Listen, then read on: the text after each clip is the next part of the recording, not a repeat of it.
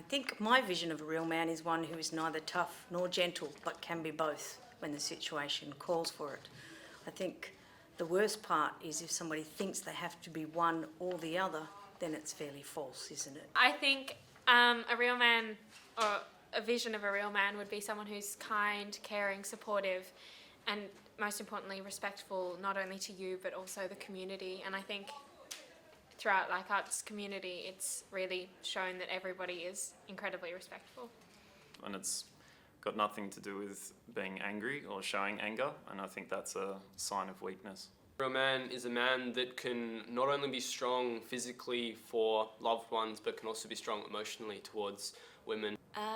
As a female, respect for males means being aware of my personal space, having appropriate humour, the impact that some jokes and some stories can have on the females that they're sort of talking about. Just kind of being a lot more aware of themselves.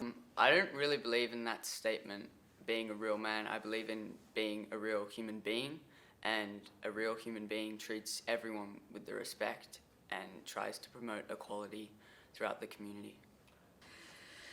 I think respect may not look like, but starts with trying to put yourself always in the other person's shoes and asking, what could you say that would make them feel good about themselves, I guess?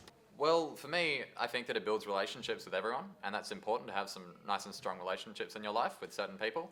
And also just in people in your community, it's good to respect them and just build little relationships. And also people think highly of you if you have great relationships with everyone, you're respectful. Showing respect for friends, family and the community is important to me because it really shows that you as a human being are resonant in your feelings towards the community and the benefits that you could have as a person. I show respect for women in my life by treating them as equal. So treating them like I would want to be treated. Students that I find most respectful to me as a teacher in general are those students who really think carefully about the appropriate use of language, who listen to the opinions of all the people in the class, and also kind of think carefully about their physical environment and how they behave physically in a classroom, to really think carefully about the language that they use and the inferences that it can have, and that some things that were accepted in the past are just no longer to be tolerated. A life without violence is a good life.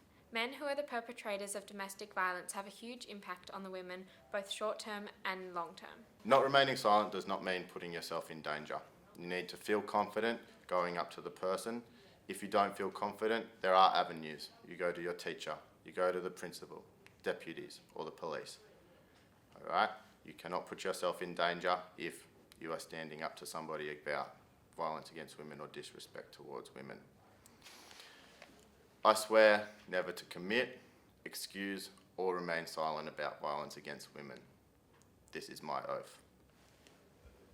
I swear never to commit, excuse or remain silent about violence against women. This is my oath. Now, this is where I get to say my own thing. So I wanted to challenge all of the males sitting in the audience. I want to ask you some questions. How many of you have ever pressured a girl for sex? How many of you have inappropriate images of women or females or girls stored on your phone right now, or on a USB, or on your computer at home? How many of you have taken screen captures of your girlfriends if you're Skyping them late at night and you've asked them to take some clothes off? How many of you touch girls in the playground every day and just think that it's okay without even considering their feelings? These are the hard questions. Last one I want to leave with you is this. If you're sitting in assembly right now and after the last few questions you've had a bit of a giggle with your friend next to you, or you've nodded and smiled and thought, yeah, that's me, isn't that fun? Then I challenge you right now to become a white ribbon supporter and really have a good hard look at yourself, because it's not okay. None of those things are okay.